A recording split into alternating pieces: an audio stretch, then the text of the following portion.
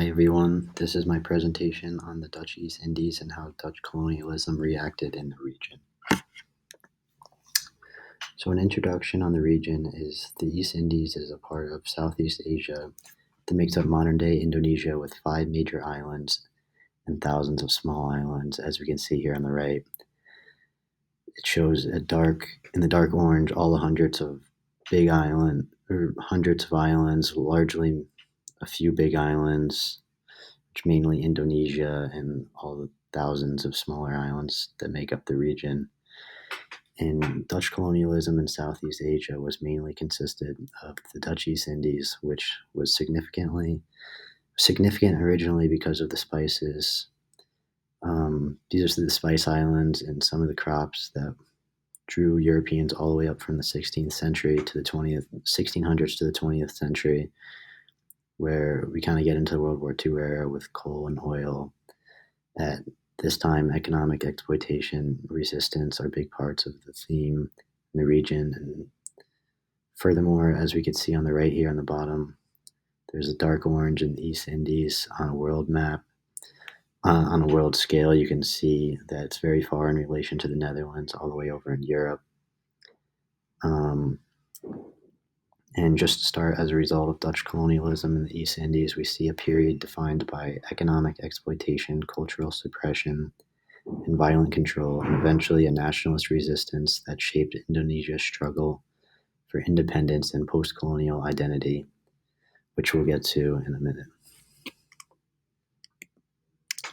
So the establishment of the Dutch control starts in the 1600s with the Dutch East India Company, or originally known as the VOC, which is short for the Verenigde Oost-Indische Company, where they traded for spices and that's largely why they came to the region in search of spice islands, which are, as we know it, the Dutch East Indies.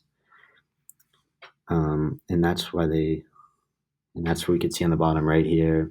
We have all the trade routes and how they used to get there and distribute all the spices, and how in this box here we see how they get from the Netherlands all the way up to these islands, and shows the distance on top here, which you can see. Oh, and then we have this image on the top here, which we could see is called Batavia, which is just the colonial hub and capital of the East India Company at the time. And so to start in the 1900s, dominion was extended all the way into what is now Indonesia, and there was brutal military campaigns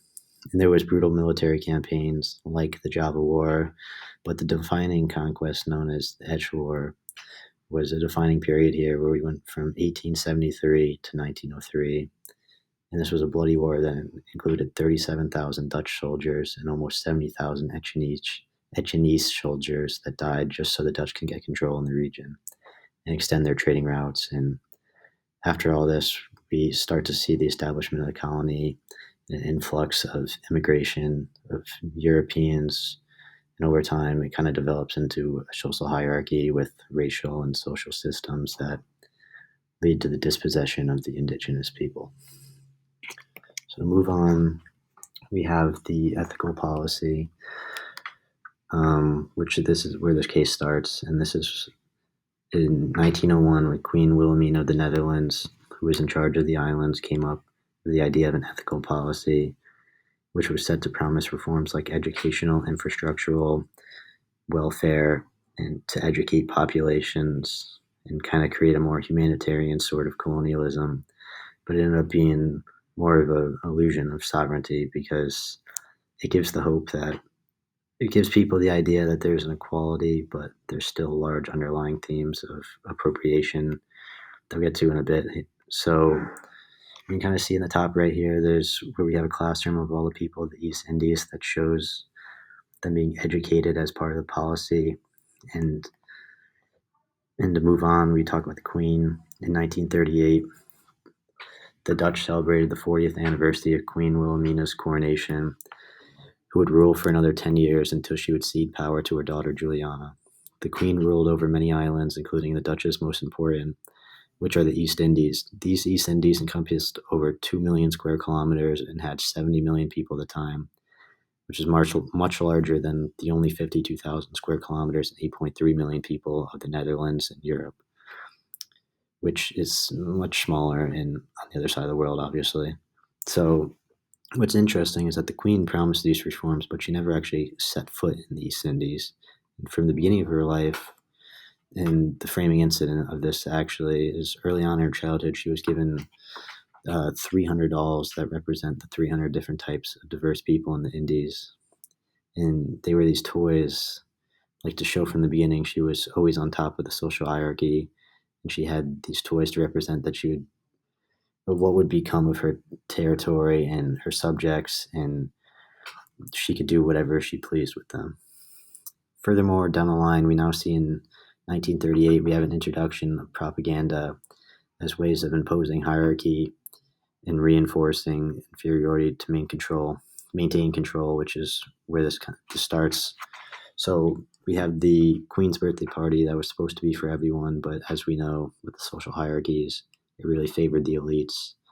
So lots of things that that they used to incite propaganda were images like the portrait on the right here. We see the Queen, which was a portrait of her to show to show the sovereign rulers that weren't really there. They were absent, and they never actually set foot in the region, but were still in charge and set all these rules and everything to maintain control. So, furthermore, we had technologies like radios and illumination lights to kind of show the dominance with things that they believed would not be present without them being there, to kind of show their importance over the people in the region before them.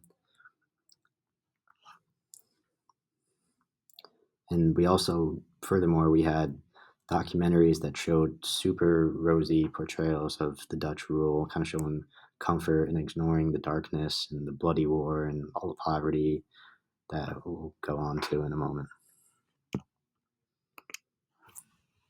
So to move on, we have the colonial economy and exploitation, which I underline the harsh economy because out of this propaganda, we had the Dutch East Indies, which, as we all know, were a vital source originally for spice islands and crops. As we can see on the right here, we have all the locals put into rigorous farming and harvesting, all these things for profits of the Netherlands and never for them.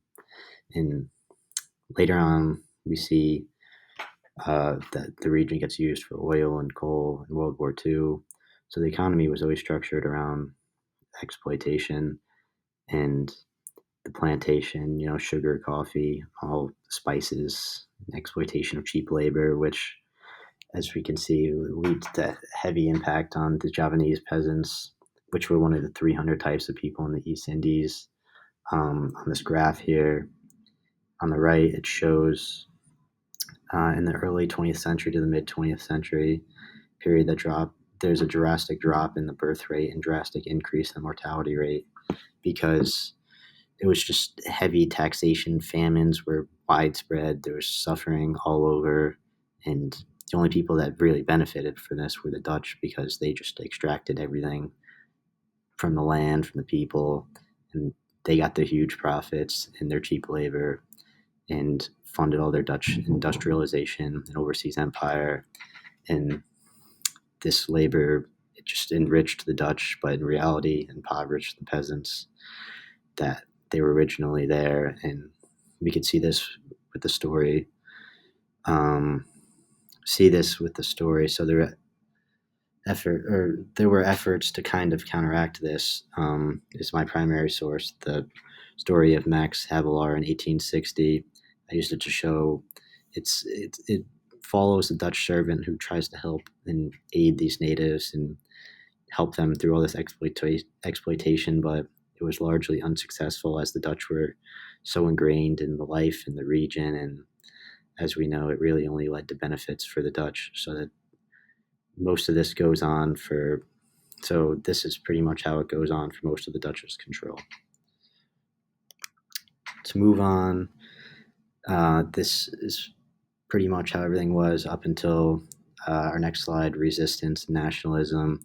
So it starts to become various degrees of resistance that were here and there, but they were put down by the VOC all the way up until the 1900s and all the way up until the World War II in the late 30s and all the way up into the 40s, where um, these resistance were these like periods of resistance were no longer able to hold the locals in their place. And that's why I put the subtitle Ethics Backfire, because out of this education that they gave the Indonesians from this ethical policy, people started getting their own education and understanding of what was happening.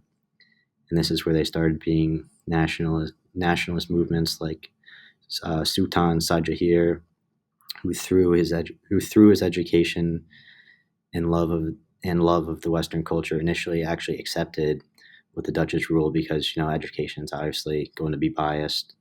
But he says the decolonization was a personal as well as national struggle for both the colonizers and colonized. And later he was exiled because of the waves he made. But these steps paved the way for later nationalist movements and unity attempts, as we could see here in the 20th century. We have Sukarno, who's the future president and founder of the Indonesian National Party, that the Dutch attempted to erase, along with all the local cultures and propaganda that we see here on the right, to kind of show the Dutch as superior. And um, it eventually backfired and fueled nationalism and things like, there's this play in the region called the Wayang Kulit, which you can see here on the bottom, that was used to spread anti-colonial messages along with songs, which we have here is the Indonesian Raya, which is really like a band. It was a national anthem, a song of unity for all the people, but it was banned to try to keep these people down. And these attempts for independence were largely put down and stayed the same until the late 1930s, where World War II became a factor. So, on to Japanese occupation and decolonization. This is now the 1940s, where the Germans defeated the Dutch back in the home front, and the Japanese had their own invasion in the 1942 of the East Indies, because, as we can see on the right, we have the expansion of the Japanese and how they kept expanding their empires as one of the Axis powers to try to gain resources and strategic locations, which the East Indies were, and gain vital things to aid the war effort. As once again, the East Indies had many resources like oil and coal at the time, but this was actually the scare of a second colonizer right after the Dutch, which is when the East Indies surrendered to Japan after the Battle of the Java Sea, which is when the Allies actually stepped in as part of the war to help resist the Japanese in the Indies. But because they're such a strategic location for the war, but the scare of the Japanese only lasted until August 17th, 1945, when 2 days after the Japanese surrendered to the Allies, Sukarno, the future president, proclaimed independence for Indonesia. And while there's been many attempts here and there for the Dutch to reclaim the East Indies post World War II, due to global pressures and a changing region and Indonesian resolve, these were largely put down and independence stood. So the legacy of the Dutch left a lasting economic and cultural impact on the East Indies, in Indonesia, and things like the plantation systems, deep inequality, language, influence, architecture, all these things that significantly hindered the Indies all the way up to their independence were gone. After this, we had further into the future, 1955, we had a thing called the Bandung Conference, which, after this case study, is a meeting of 29 Asian and African nations held in Bandung, Indonesia, with the primary goal to promote anti-colonialism and explore challenges and opportunities facing newly independent nations and help other similar countries. So, in short, at the end, Queen Juliana, who's the daughter of Queen Wilhelmina, signed an act that formally transferred sovereignty of the East Indies to the new Republic government of Indonesia just 11 short years after the celebration of Queen Wilhelmina in 1938, where the case where the case study starts, and overall, the legacy of this the Dutch occupation of the East Indies um, is colonized is summarized by an effort of colonialism that backfired, and after 3 centuries of occupation, and it ended up leaving a very lasting impact on Indonesian sovereignty. It stands a valuable account of what happened and how not to do it again in places like, the Middle East that still experience parts of colonialism to this day. And as we can see, good things do come out of this, and it's not all hindrance. As on the right, we have this modern day Jakarta, but was known as Batavia, as I mentioned before, back during the Dutch control, which is the capital, and we can see the impact of the buildings that were there from the Dutch control all the way up to the buildings of the present. We have they progressed all on their own into the future, and were able to overcome the pressures of imperialism from these European nations.